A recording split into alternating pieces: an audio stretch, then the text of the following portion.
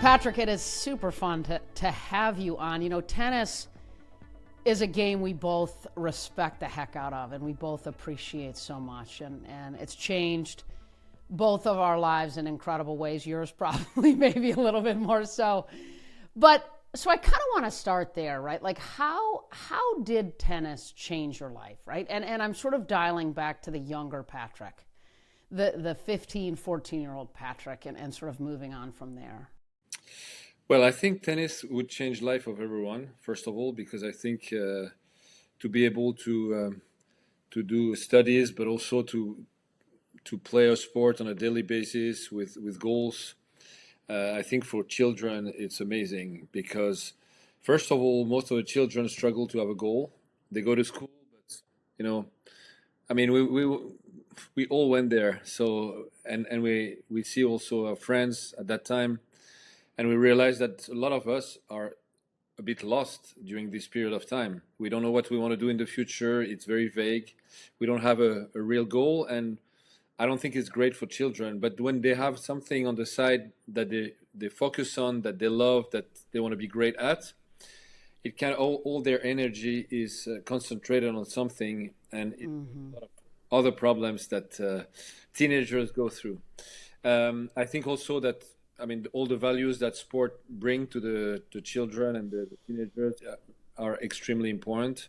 I see this in my tennis academy. I have 200 students full time, wow. and I see them when they graduate. They make speeches, and I realize how mature they are, how smart they are, and how much they have developed compared to other children who haven't gone through that. So I think it's just the best way to prepare for life.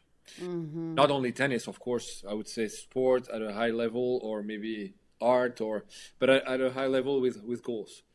In my case, it was even more than that because as a child and as a teenager, I was completely lost. I had a lot of problems, personal problems. I was struggling to talk to people. I was shy to a point that is difficult to imagine because I couldn't speak to anyone.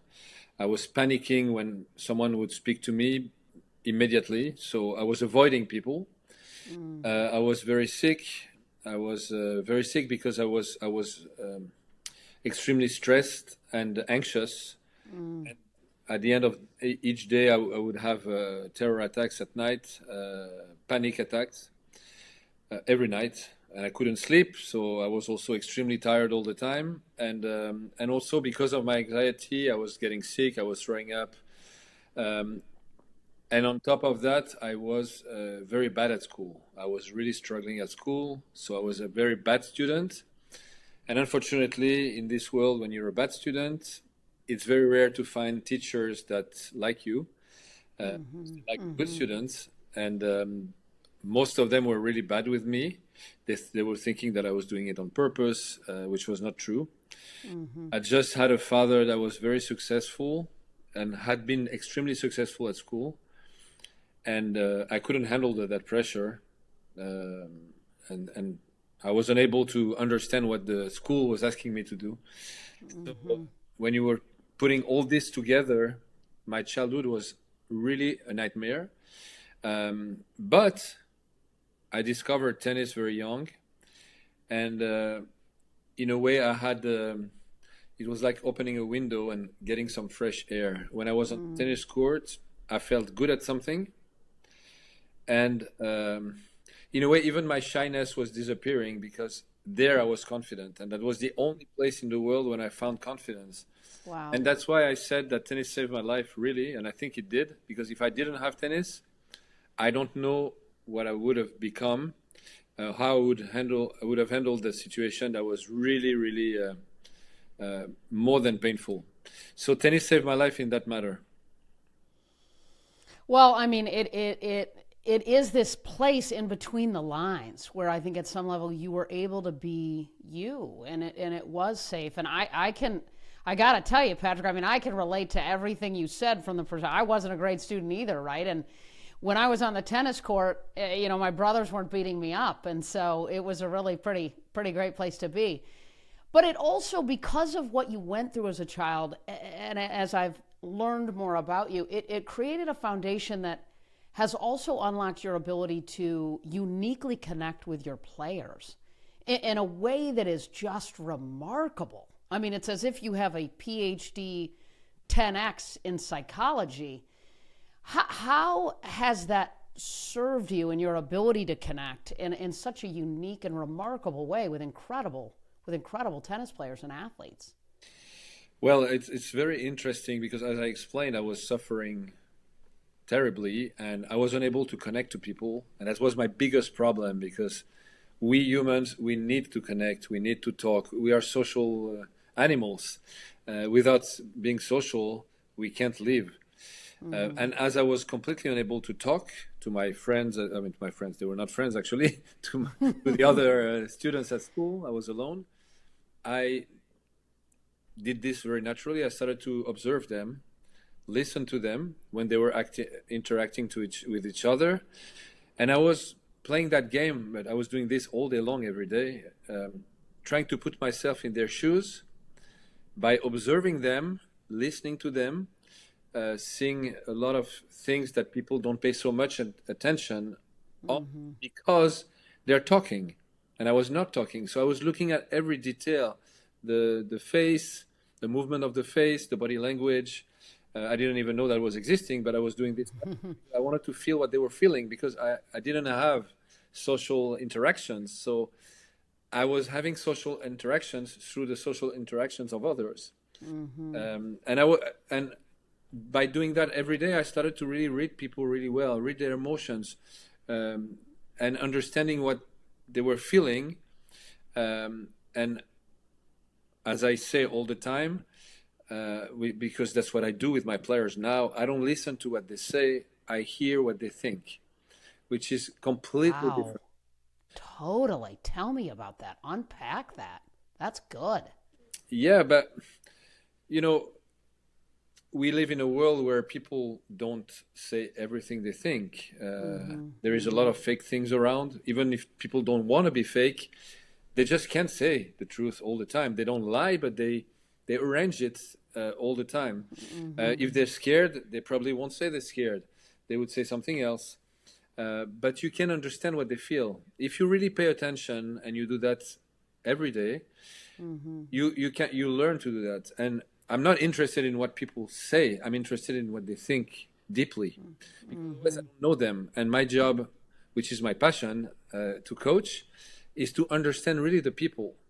So if you just listen to what they say, you will never understand. And I had a lot of experiences with people at work because I have in my business, we interview someone and the guy is talking, and at the end we debrief with other people who work with me. And in the debriefing, the person that works with me says, "Oh, the good thing about him is that he doesn't have a big ego."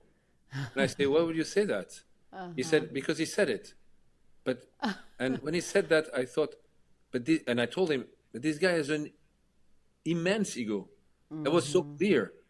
It's not he said he doesn't have ego, that he doesn't, but people take what people say as the truth. So that's what I learned to do. And I think what is very interesting is that my biggest weakness created a big strength.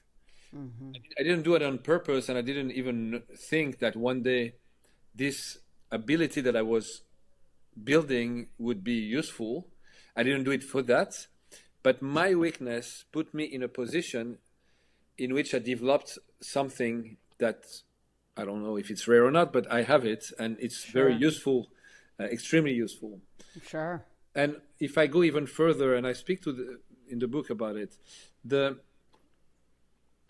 periods that are the most difficult for people, the biggest failure, the moments where you think nothing works, there is always an incredible opportunity there, always. But the problem is the people don't see it because they're sad, they're angry, they're in a mindset that doesn't allow them to see that there is an opportunity just in front of them. And when my players lose, that's what I always say to myself. I say, what can you do with that? How can you use that to go to the next, bring the player to the next level? And when you see it that way, it really works. That's incredible. Another thing during COVID, I remember when there was the lockdown, and for all the companies, it was one of the most difficult time for most of them. I remember that I brought all my staff together and I said, listen, a lot of companies are going to be bankrupt during this period. A lot of others are going to be in tremendous difficulty. And some others will emerge and make more money than anyone. So we have this one. So think about how can we use what's happening to our benefit. And this is the time when I had the idea to create UTS, which is my tennis league, because the players were not, I thought, oh, the players are not playing and they want to play. But, you know, all tournaments are closed. Right. Totally. And I had the idea to create this league. And within 8 weeks, I created the league. I convinced the players and we launched our first tournament that was broadcasted in more than 100 countries in the world. And UTS was created during lockdown. And it would have been extremely difficult to do it at any other time. So there was an opportunity there. Yeah. But really the right mindset is to always look for it. Always, especially when you're in trouble. When things don't work, think how to use it. We learn a lot about people, don't we, when they're going through adversity. I mean, and obstacles, I agree, they're opportunities, right? The pit in your stomach is an opportunity to grow and sort of consider what's possible. How do you transfer that, right? So that an athlete can unlock that ability to shift from maybe an inner critic to an inner, like on the court by themselves, right? Or in other moments in their lives, see the opportunity instead of the obstacle. That's a very good question because people always look at the obstacle. And the typical, as you know tennis very well, you'll understand, the typical thing that we hear when the players are not in a good shape that day, not in a good shape, I'm not saying in general, but we have those days where we play terrible, right? Right, sure. Well, most of the players lose those matches, most of them. Only the champions find a way to win, even when they play terrible tennis. What do people do, players, when they play terrible? They start to complain about themselves. Oh, I don't feel the ball today. We've heard that 100 times. Oh, my forehand doesn't work. So they focus on their problem. This is the best way to lose the match. And I always tell them, when things don't work, you still have your legs. Look at what you do wrong, change it, and look on the other side of the court. What's happening how can you win? What are the weaknesses forget about yourself. It's not about yourself. If you focus on your problems, you're not going to find a solution.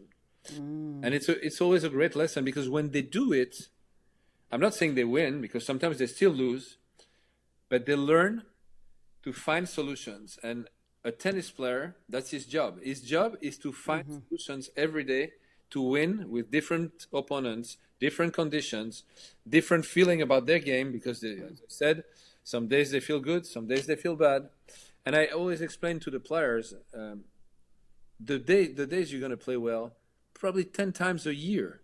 Right. You're going to lose all the other matches? Right. Of course not. Right. So, and when you play great, it's easy to win. I mean, almost every player who plays on his best day wins on his best day, right? Yeah. But the real interest of tennis is to to find solution and solve the problems that you have. And you don't solve it by looking at your problems. You solve it by thinking of potential solutions. It's interesting what you're saying because at some level, we know athletes talk about control the controllables, right? Like, and we know we can control ourselves.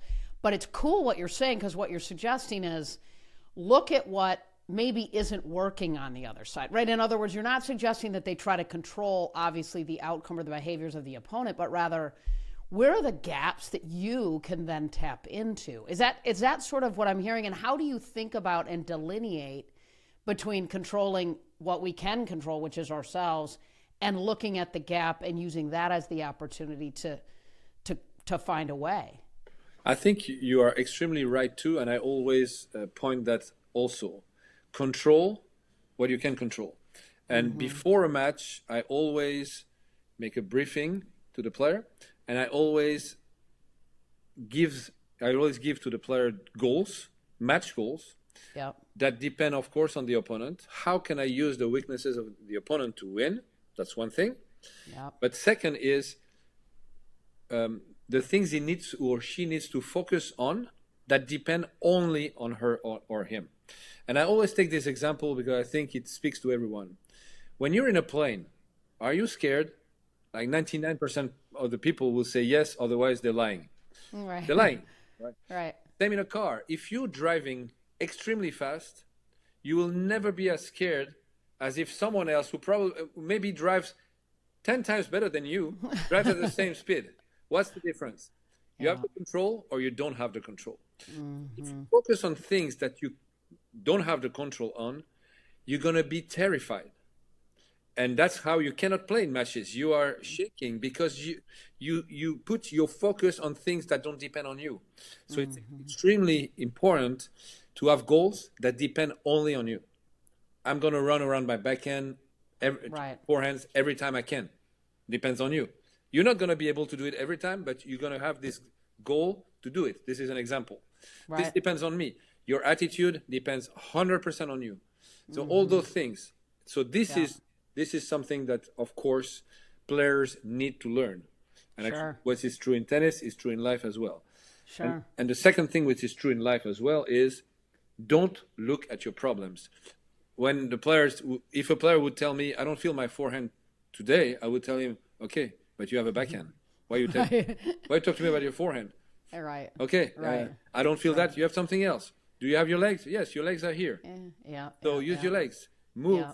Put the ball in the court. You don't know how to put the ball on the other side of the court at your level? I don't believe it. You know it. Right. But put the ball in the court. Take more margin. Don't play too close to the lines. Don't play too close to the net. Because today you're going to miss. So take more margin. You have always solutions. Then again, look at your opponent because he probably is struggling with something too. Sure. And if you focus on your problems, you're not going to see it. I love that. That's awesome. And so, I mean, and you have a book, which I'm super pumped. I got the galley, Patrick, which is so cool. Tell me a little bit, I mean, champion mindset, right? Like the mental component. I mean, and often in sports, people think, well, the coach, right? You're working on, get down, step in, cut off the angle. I mean, it is so mental, obviously, and your role in it is so significant. And so what is your definition, right, when you think about champion mindset? How do you define that? Well, first of all, I've been lucky to work with people who are real champions. Serena Williams, not to name her, but I spent 10 years coaching. Of course, Simona Halep, who was number one in the world. Now I'm coaching Naomi Osaka, who was also number one in the world. And I have a lot of friends in other sports that are multiple Olympic champions in many different sports. And I'm close to those people, so I know how they think. Sure. And of course, they have a lot of things in common. They're all different, but they think the same way in many aspects. This is the champion's mindset. What is this? What is it? First of all, they're able to be ambitious. They're not scared to be ambitious. They think big for themselves, which is not easy. For most of the people, it's extremely difficult. Why? Because they're scared. Why are they scared? Because of their self-esteem. Their self-esteem is not big enough for them to dream. It's not a dream, actually. To have a goal, to have a high goal, to set the bar very high for themselves. So that's the first thing they have, all of them. And I explain in the book how to develop your self-esteem to have a chance tomorrow to think, I can do that. Right. And I'm courageous enough to try. Because most of the people don't even try. Because they're scared of failing and they think they're going to feel terrible if they try and they fail. Which is another actually concept that is interesting, the failure, because the failure is when you stop. If you keep going, it's not a failure, it's just a bump on the road. And, and nobody... It's a learning. Yeah, exactly. Yeah. Exactly. As Thomas Edison said, because before he created electricity, he failed, this is very famous, he failed 1,000 times before. He said, I just learned 1,000 times how to not be able to make electricity. But the 1,001st time, he made it, which is fine. So they're okay with failing because their self-esteem is big enough, so they can handle it. So first, they have these high goals. Second, they never look behind. They always look in front, always. And I always tell this story of Serena that is, for me, very striking because we start together in 2012. She didn't win a Grand Slam for 2 years. when we start. And she lost in the first round of Roland Garros. And then she called me, and then we start. The next tournament is Wimbledon, and she wins Wimbledon in singles and doubles. Then she wins the Olympics 3 weeks later, gold medal in singles and doubles. Then we go to the US Open. She wins the US Open, and at the end of season, she wins the Masters. And she comes back to number one. And then she tells me, I cannot win Roland Garros. I'm trying for 10 years. I won only once in 2002. We're in 2013 now. And I can't win it for 10 years. Can you please make a plan for me to win? Wow. Okay. I make the plan. Yep. And this year, 2013, she wins Roland Garros. She doesn't lose one match on clay the whole season, not one. Where all the journalists were telling me, Patrick, oh, how are you going to work with her on clay? She's bad. She didn't lose one match. But she's really special. She's really, really special. Right. At the end of the trophy ceremony, when she wins Roland Garros, she goes down the stairs and she comes to me and she says, come with me, I want to cool down. So we go to a room to cool down. And I see she's thinking. And after a few minutes, she turns to me and she says, okay, now we have to win Wimbledon. And at that moment, I know she forgot already about winning Roland Garros, which happened 5 minutes ago. Oh, right. She was chasing for 10 years. So that's what champions, one thing that champions have. What they're done. They forget it. They're same when they are in trouble, by the way. When they lose, when they're struggling, they look for solution. They don't constantly look behind and say, oh my God, I'm terrible. Yeah. The past is the past. You're not going to change the past. So let's look at what I can do tomorrow. This is what's exciting. And the moment when you lift a trophy, when you won, and it's true in life too, it's just a few seconds. Yep. I mean, it doesn't matter. What matters is what you are doing from this point to where you want to go. This thing that you are doing every single day to reach your goal, it's exactly what is exciting. Yep. And they are excited, so excited, because they're convinced they're going to make it. They're convinced they're going to make it. And this work every day to be able to achieve this is what makes... Actually, it's funny because today I was at practice. It's today with Naomi. Yeah. And, you know, I make it much harder lately for her. The practices are really tough. And today after the practice, she did great. And she's really doing it. And it makes me think of something else. I asked her, how do you feel? You feel it's very difficult or not? And she said to me, actually, it's much more fun. I said, fun? Why you say that? She says, because I see that the ceiling is going up every day. My ceiling is going up every day. Back to another thing that is very important too, is to finish every day being proud of yourself. People don't realize how much you feed your self-confidence and your esteem when you're able to do that.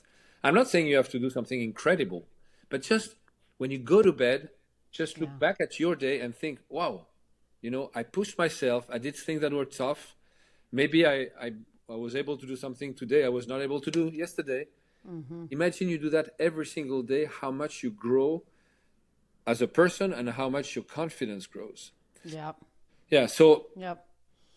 It's interesting, Patrick, because to me, sustainable success, right, which is the Serena that comes back in, cools down, and is like, that's the rearview mirror, man. Let's go. Let's do the next.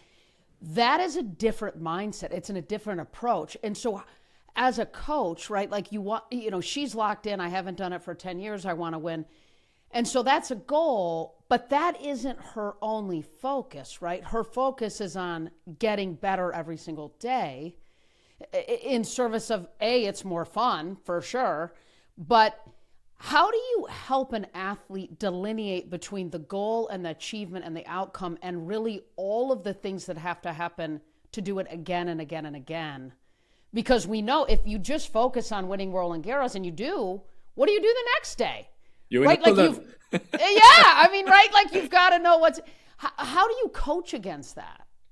Well, in Serena's case, it was not easy because when we started, she had 13 Grand Slams, which was already incredible. Sure. But, and that's why I'm saying again, she was struggling at the time. She didn't win a Grand Slam for 2 years. Right. She lost in the first round in a Grand Slam just before we started, and this happened for the first time in her career. So it was the most difficult moment of her career, I think. But if you think about it now, we found each other that time and it changed her career. So again, the most difficult moment, there was an opportunity. So I come back to her. So I told her when she had 13 Grand Slams and we started, she said, what do you think about me? What do you think about... I said, listen, you are a big underachiever. This to Serena who had 13 Grand Slams. But I meant it. Because I thought, and I told her, you're losing much too many matches. Someone of your level should not. Because you go to matches, you're unprepared. I mean, you're not prepared to win all the time. And this will not happen if we work together. If you're not ready, you're not going to compete. But we want to compete, so you have to be ready. And actually, she won much more. Her percentage of wins became much higher than ever before because she was well prepared. She was prepared. It became difficult after because, you're right. When you get used to winning, but they are really special people. I mean, my book is not about helping people becoming Serena. There is only one Serena. Only one Serena. It's just to take the lessons from those people, not all of them, maybe not at that level, because what is important is to start at your level, where you are today. You're not going to goals of Serena when you are, so far from her. So in her case, she gets used to winning, not all the time, but most of the time. We had years, she was winning 92, 93% of her matches, which is, she was losing 4 matches per year out of 75. So, you're used to winning, and, it's dangerous because if it becomes something normal and even practice something normal, then you're not growing. And you are right when you say that she always wanted to grow, because that's why also she was who she was. Sure. Very often she would text me in the evening and say, oh, I just watched this match of men. Men are better than me. Yep. Because she was number 1 in the women. So she said, I cannot watch women but I want to watch men because they're better. Right. But she was telling me, I don't know how to do that. Can you teach me how to do that? I saw this guy do that. I want to do it. So she always looking at things that she could improve all the time. Now, you're right that at some point she could have lost motivation because when you win that much. So it was important for me to find things that would make her dream. I said to her, listen, you have 2 women that have a record of Grand Slams. It was Chris Evert and Martina Navratilova. You beat them. You can beat that record. Let's go for it. So she was excited by that. And then she beat that record. And she had 18 Grand Slams. And I said, listen, there is another one. So she's Steffi Graf. She has 22. You don't let her in front of you. You have to beat that record. So there was always something to look up to that was extremely exciting. And she knew that the only way to get there was to keep improving. And I always explain this because it's very important. A lot of players think, oof, this is where I am. I'm going to try not to lose what I am. I'm going to try to keep it. I have to keep it. This is a defensive mindset. The champions have an offensive mindset, which is, I'm not scared to lose what I have.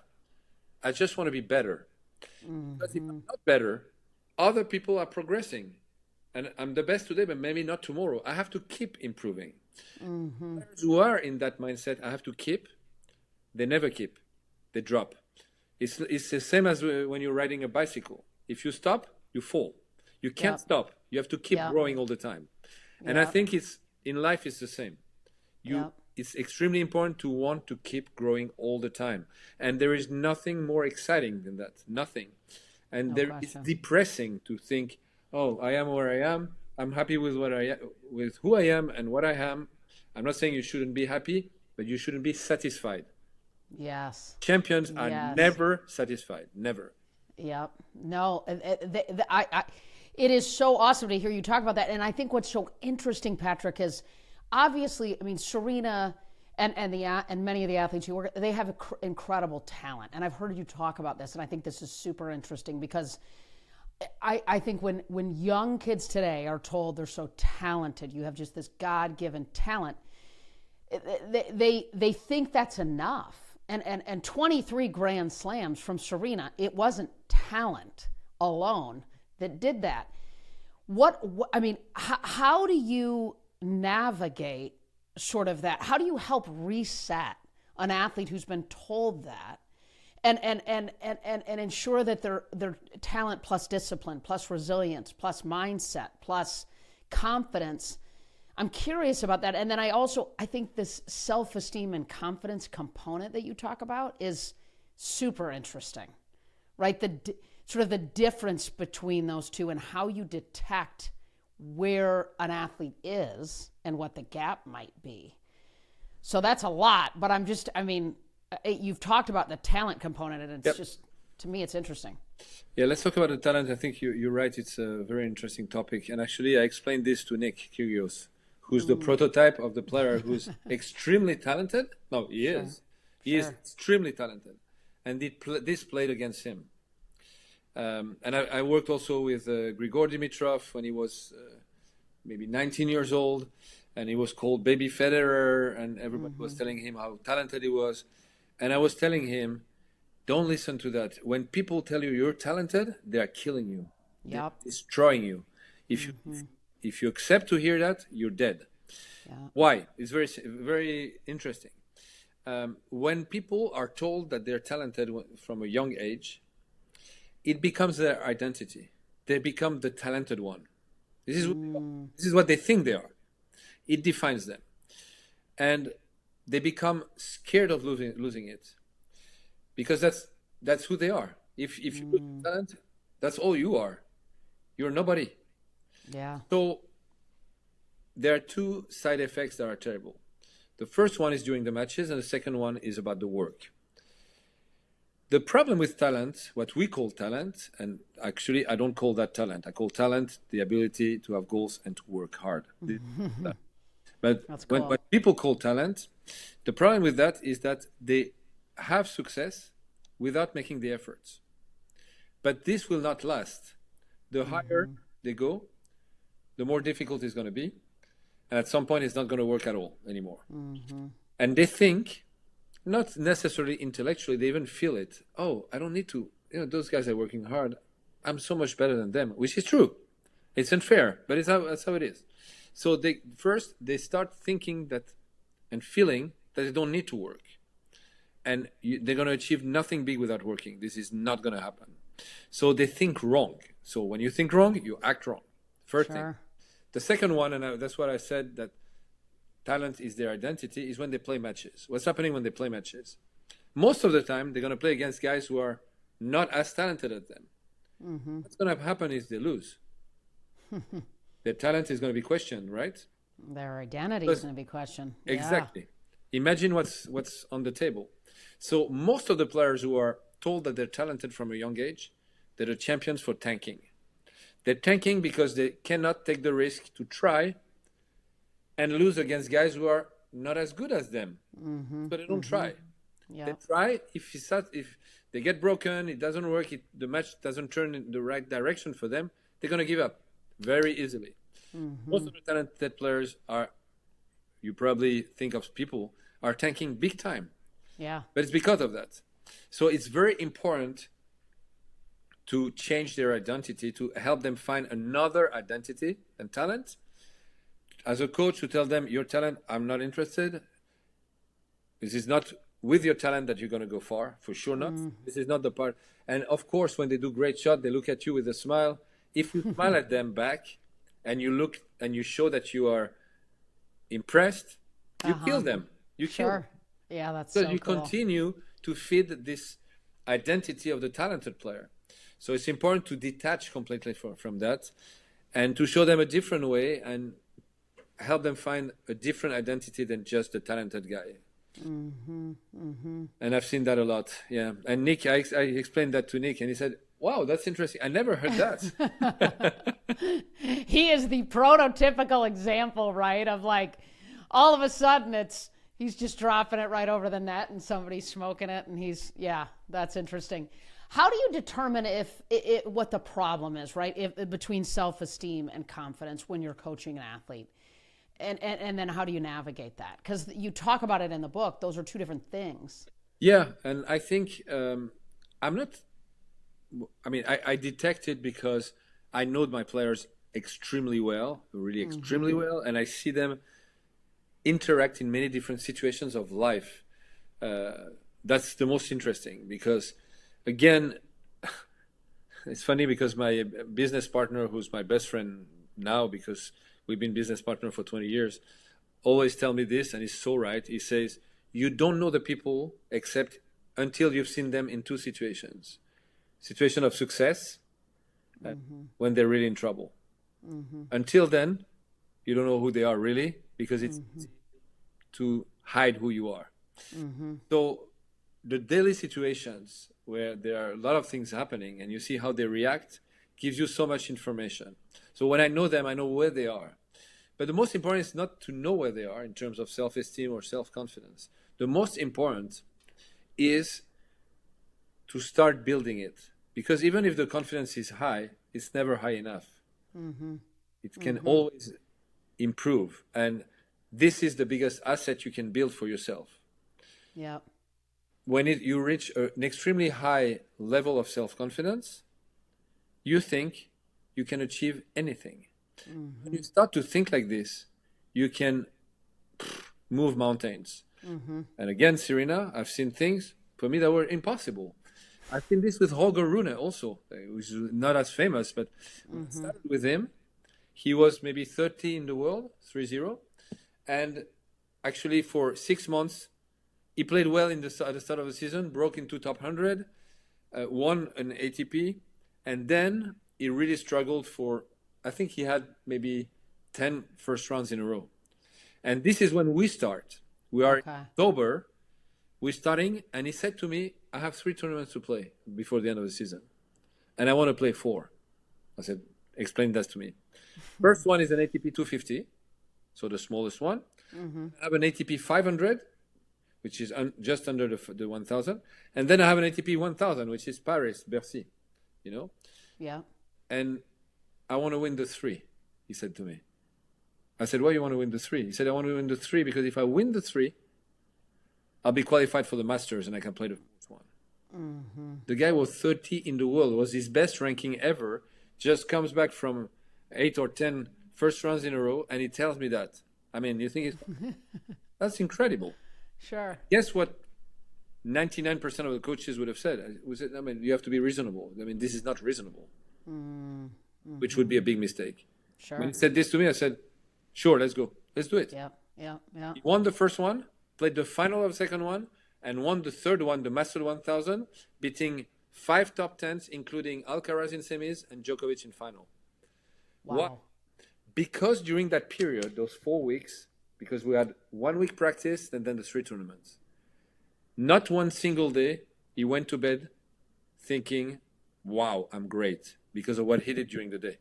The progress he did, how much he pushed, and what he was able to do on the court, because we pushed until he was able to do it. So that's my point. My point is every day is an opportunity to water the plant that is called your confidence. This is, again, the biggest asset you can have. And about Serena, just to tell that how much she was able to move mountains, she thinks nothing can stop her. That's her biggest asset. We had discussions sometimes about Australian Open 2008. I was not with her, it was before. She said in the discussion to me, she said, I should have won that year. And then I think and I say, but you broke the ligaments of your ankle that year during the Australian Open. And you know what she answered? I should have won on one leg. But believe it or not, she means it. She means it. When she got pregnant, she was giving birth in September. In July, she calls me and says, can you please find a hitting partner for September? I said, but you're giving birth in September. And she said, and what? You cannot practice if you just gave birth. Of course I can. She always thinks like this. And she played Roland Garros in 2015 because she won it, as I told you, in 2013. And then again in 2015. She was sick but you have no idea how sick she was. She had 40 degrees fever, sorry, no in Celsius, but this is the maximum you can have. She couldn't get out of bed. She didn't go out of bed one time during the whole 2 weeks, not once. She was just going from the bed to the court to play the matches. We didn't practice once. She could not. We didn't walk once. She couldn't walk out of the bed once. Wow. She didn't warm up before a match once. She was going straight from the bed to the court, playing her match, losing the first set every match because she was unable to play. Right. After that, she had so much refusal to lose that she was able to find something within herself. Don't ask me what it is because I don't know where she finds these strengths. And she ended up winning the match. And after the match, she was going to the locker room, and I was not there because it's the women locker room, but I had other female players that I know well that were telling me. Yeah. After the match, Serena was laying down on the floor and crying for 1 hour because she just gave everything she had. And then she would not even shower. She would shower at home, take her stuff, go back home, shower, go to bed until the next match. That's crazy. For me, for everyone, this is impossible. Right. Anyone who knows tennis would tell you it's impossible. Right. But her belief is so strong that she can always make something impossible possible. Well, she's got a lot of gears, right? Like it's almost like, and she loves pressure, right? I mean, it's absolutely uncanny. The gears that are inside of her, probably at times like that, you're like, this is unbelievable. How many gears do you have? What is what's going on in her head and kind of even in her heart in those moments? Just like her envisioning winning as quickly as she possibly can and getting in and out as quickly as she can and checking the box so she can move on to the next one and save her energy. I mean, what is interesting, I think, is when she loses the first set and she has 40 degrees fever, what does she think? And I can tell you what she thinks. She thinks, there is no way I'm going to lose that match. So What did I say earlier? She doesn't focus on her 40 degrees fever. She doesn't even think about it. She's bad, but that's it. She doesn't focus on the fact that she's struggling to move because she's sick. She's just thinking, there is no way I'm going to lose that match. What can I do to win it? So she's solutions. Yeah. That's exactly what I explained earlier. I love that. So I'm sure you've had to have some tough conversations with lots of players you've coached, and certainly Serena. I'm curious, how have you approached those? Because I heard you say once, and I love this, you can't be afraid to get fired. And that's a different mindset as a coach when you're coaching. I mean, that's an interesting dynamic, right? Like, obviously. But what has been your approach? Is there a moment maybe where you really had a difficult conversation with a Serena who's just obviously the best of the best? I'm just curious your approach. We had, even with Serena, I mean, we stayed together working 10 years, which is... incredible. Yeah. It's incredible. On the WTA, the average time a coach coaches one player, it's 6 months. Just to give you a... Wow. Yeah, wow. Just to realize how long it is. We had so many tough conversations, but so many. And even more than that, at practice, I knew that when she was angry, she would practice even better. She would find the second gear. So I was pissing her off on purpose at every practice to get the second gear, to have to have a better quality. Because she was angry, she was like, her energy was at 10 out of 10. So, yeah, we fought a lot, but she knew that I was doing this for her to be better. She never doubted it, and she trusted me. So yeah, of course, when the player doesn't trust you, if you have a tough conversation, it can be the last one. If the player trusts you, if the player is sure that all you want is him or her to be the most successful possible, if you feel you guys are together in the same boat, and this is a mistake, classic mistake of coaches also, to dissociate themselves from the player. Oh, you are doing something wrong. It's you. No, we are together. We have a problem. Yep. We're going to solve it together. It's not you. It's us. That's very important. So when you do that, yeah, for sure. I mean, things work. If you're afraid to lose your job, you're never going to have those conversations. You're not going to have success. And Actually, it's funny because it's always the guys who are scared to be fired who are fired. Never. Because they're, Yeah. yeah, but you gain respect also by doing that. When you're scared, you cannot be a good coach. You cannot have results. And it's difficult for the player to respect you because he's going to feel that you're scared. You have to show the way. If you're scared, your player is going to be scared too. You cannot show that. So it's important to take the risks. No risk, no reward. Anyway, so take the risk. Yeah. And we had some that she was extremely angry at me, but really extremely angry. But I did what I had to do, and at the end, it worked well, and it lasts. Yeah. Actually, Winning solves a lot of problems, doesn't it? oh yeah, for sure. It solves a lot of problems.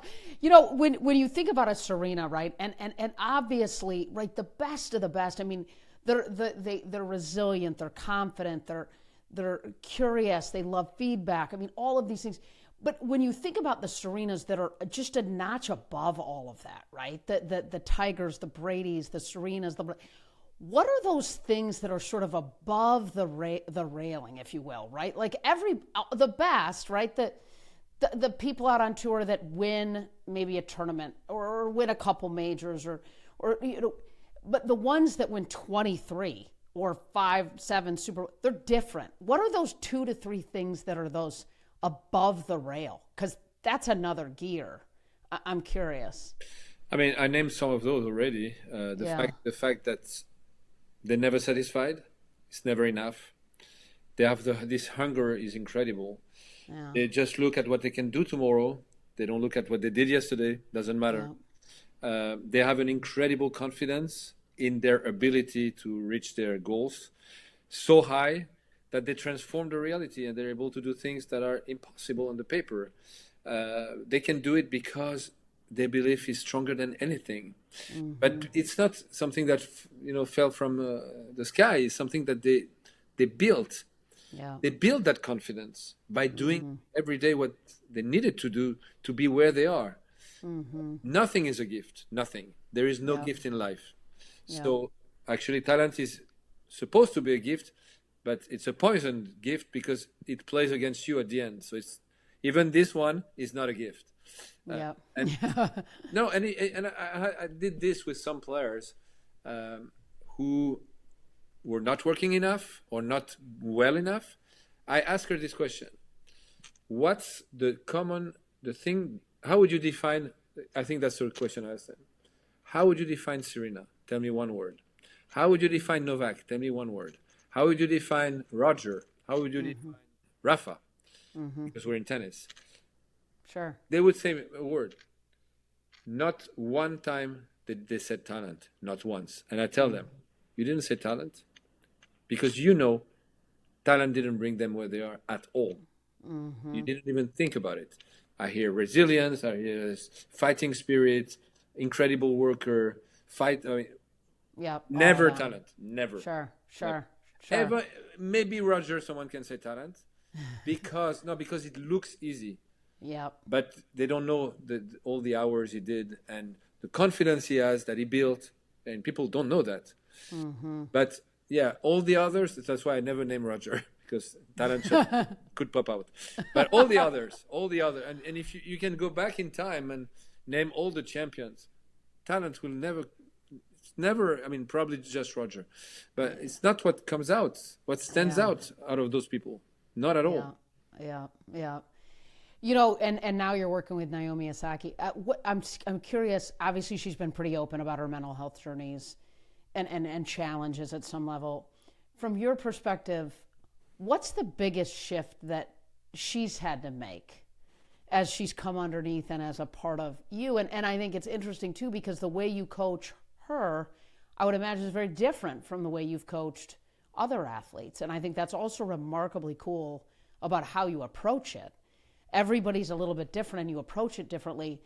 But she's been open about that. And you sort of shared some of the things that you went through as a kid that I'm sure were different. But from your perspective, how are you helping her navigate all of that? You asked 2 very good questions in one.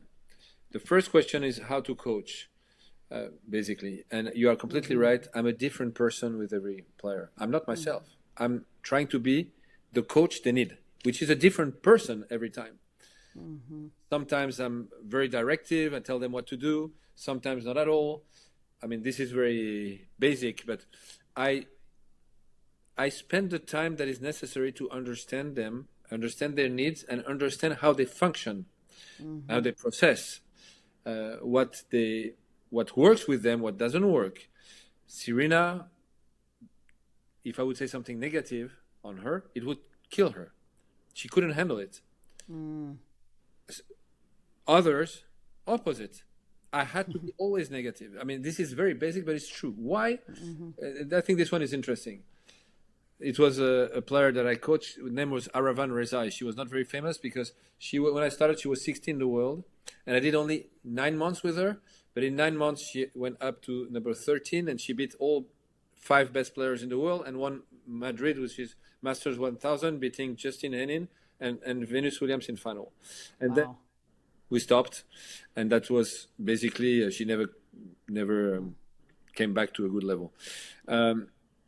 This player, that was incredibly good, by the way, I had to be tough on her. I mean, tough in a way that I had to tell her exactly what to do, and I had to never show satisfaction, because I realized that every time I was telling her that she was doing well, she was unable to work after that. Oh, then it's fine.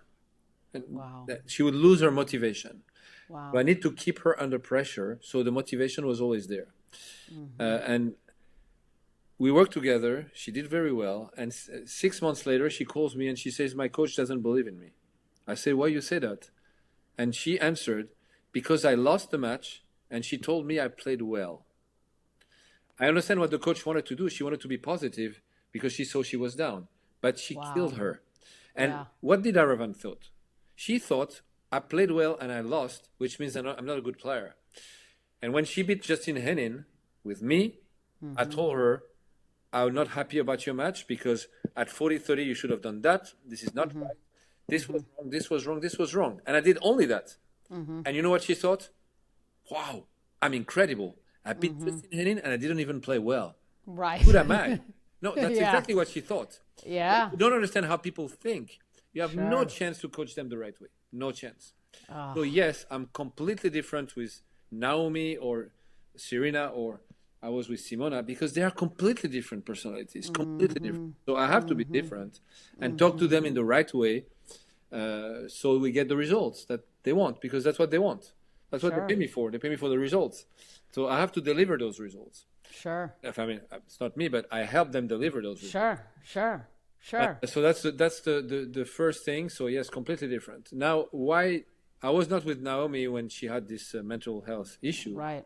But I think I know what happened. I think she was not ready for success.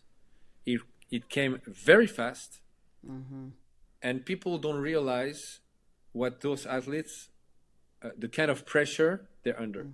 When you're number one in the world, you don't have the right to fail anymore. Every match you play, if you don't win it, I mean, the press, the people, everybody's going to say, oh, what's the problem? Something's wrong. Oh, maybe it's the start of something bad. So you live with that every day. There is nothing more difficult to handle than not having the right to lose. This is the biggest pressure you can have. I mean, probably in life there are, for sure, bigger pressure. But I'm talking about sports. This is extremely difficult. And if you're not ready when this pressure comes, you can handle it, and it can kill you. And I think she struggled a lot because of that, because she was not ready. And if you look at the players who win one Grand Slam, there are many. Yeah. Not many, of course not, because it's rare to win a Grand Slam. Right. But still, there are numerous of them. Most of them, after winning their first Grand Slam, for at least 1 year, I'm not saying, I was about to say they don't win a single match, which is an exaggeration, but they would lose 2 matches out of 3 the whole season, which is crazy because they just won a Grand Slam, beating the best players in the world. But it's just the pressure. I won a Grand Slam, now I have to show that I'm good. So they come to the matches with being scared, and plus, so the results are not good, and then the pressure becomes even worse. And you know, you have the media, you have everything. It's very difficult. When you're in trouble, it's really tough to handle, especially when you were so good just before, and that's your country. You hold the whole country. The journalists are tough because you have to deliver. I mean, even the people around you, you feel that. And they all say that. They all say that, the players. When they lose, they say, guys, I let you down. I let you down. I mean, come on. It's not about us. Right. So they feel all that pressure. And I think that's what happened with Naomi. And I think today she's much more ready for that because she matured a lot.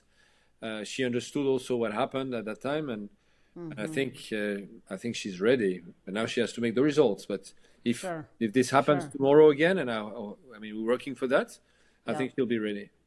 How much of it, you know, I often think sometimes complacency can set in after you've achieved if all you've been focusing on. How do you think about that, right? Like whether it's if it's the pressure and the noise or if it's the complacency, how do you delineate between those two and then coach against it? Well, I mean, winning a Grand Slam is big. Sure. So I think most of the players, when they experience that, they experience huge pressure and it destroys a lot of them. Yeah. When we talk about winning a tournament, which is much smaller than Grand Slam, a lot of them are happy. You know, they party for. Maybe they think it's the achievement of their life. So right. Then you're right talking about that. Right. I just want to add something that I thought about when you use that word that I cannot say again because my English is not good enough. Say it again. Complacency. Complacent. It made me think of something. As a coach, as we said, you cannot be scared of losing your job, and you have to be able to have the tough conversations when it's necessary. But on the other hand, you have to also admire your player and always look at your player with a kind eye, which a lot of people struggle to do because people tend to look always on the negative side of people. And if you go on tour and you listen to the coaches, unfortunately, what you hear the most is, and it's funny because every time I ask the coach, any coach, I say, tell me about your player. You know what's the first sentence? 90% of the time. His problem is, it starts like this. Wow. That's crazy. They just look at their problems and they're judging them rather than looking at them with a kind eye and saying, we are together. Of course, they have problems to solve. There's always problems to solve. Otherwise, you have no job. Sure. Right. Let's go through it and let's find the solutions together. That's what we're here for. Yeah. But they, as I said, they dissociate themselves from their player and they say, his problem is, or her problem is this. It's not me. It's him. And I had the worst one day. I tell you because it's funny. A coach came to me and said, Patrick, on tour, professional coach on tour, do you know a player who's looking for a coach? I said, what do you ask? You have a player. He says, yes, but you know, I do top practice sessions and stuff like this, but she has no mental, so she doesn't win. And I'm thinking, that's incredible to say something like this. Right. Because your job is to make her win. How can you dissociate that way? And I mean, your job is just to do a tennis lesson? No, it's to find solutions. Sure. I thought it was so weak to say something like this. I was shocked, really. I was shocked. But yeah. It shows a little bit how people think.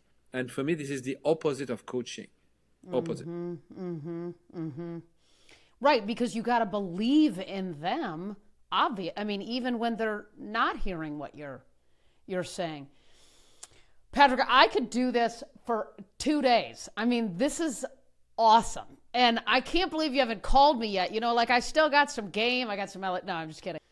Patrick, this is so fun. You got to get some sleep and get up and get it done this week. So, hey, thank you so much. So fun. That was a great pleasure. Thank you very much for the opportunity to talk.